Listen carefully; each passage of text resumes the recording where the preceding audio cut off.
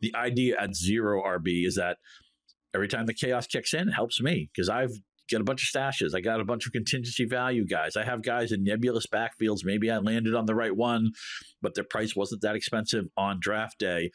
The reason why I'm reluctant to go 0 RB is back to what I mentioned a minute or two ago.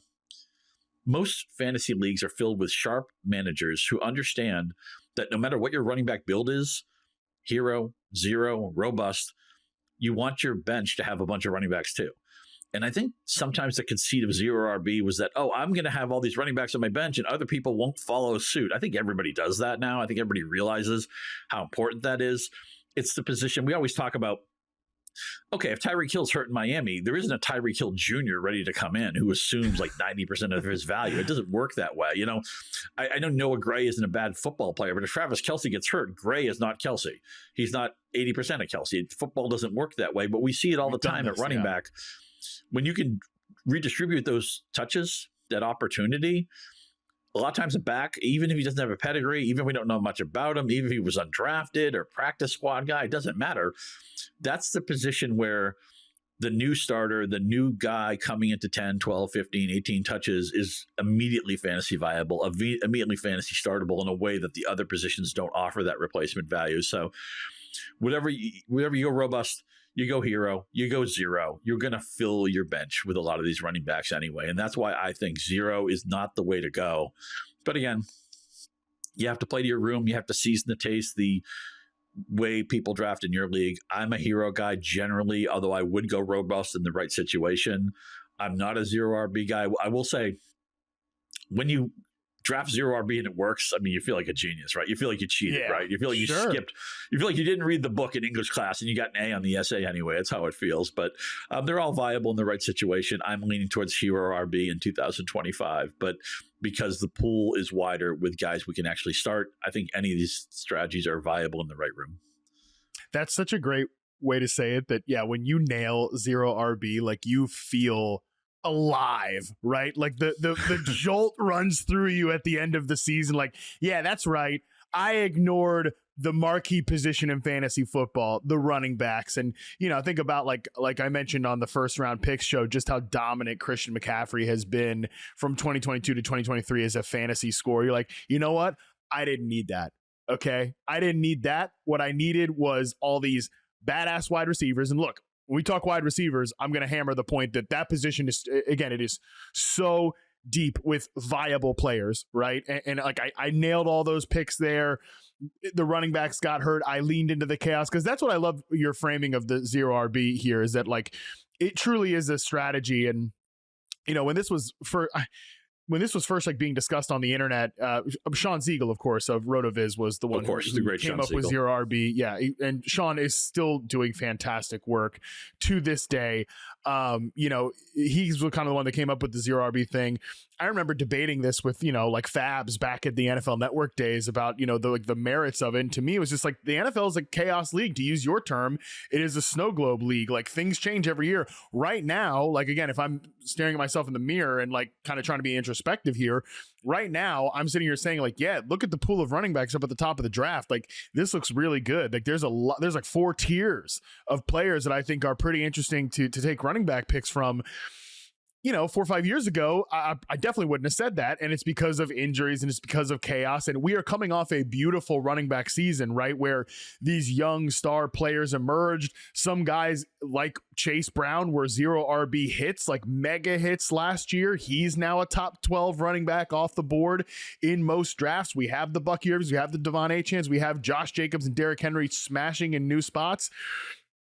What if chaos hits the position this year? What if these guys get hurt and it's like, okay, damn, how much we bidding for Rachaad White on the waiver wire, you know? And that's another great point that you made there as well, that you're not just competing with the other 0 RB teams, because I don't give a damn if I've got 2 great starting running backs. A starting running back comes on the waiver wire, I'm chasing that guy with as much fab as possible. You know, I'm putting a high priority bid on that player on the waiver wire. So it is definitely a lean into chaos strategy, Scott. And I do wonder if we are just a little bit more, if we're a little bit more just kind of too settled at the running back position right now than maybe we have been previously.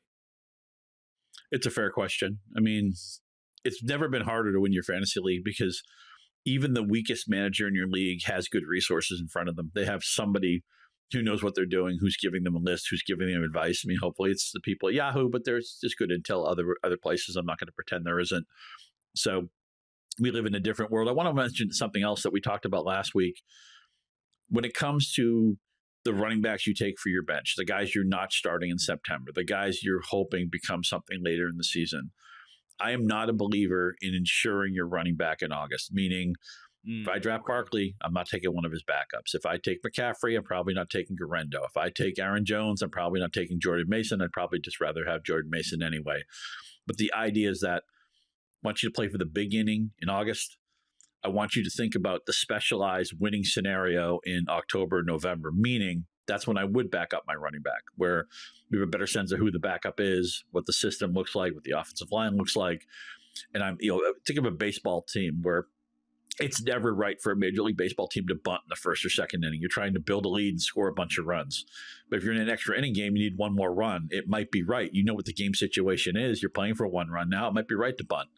So to me, handcuffing or contingency value, backup value, insurance value, whatever term you want to use, I run away from it in August. I think it's a mistake. I think it's limiting your upside, but I will steer into that. I think backup running back season, insurance running back season, somewhere around Halloween, late October, early November, that's when I change my stance on that.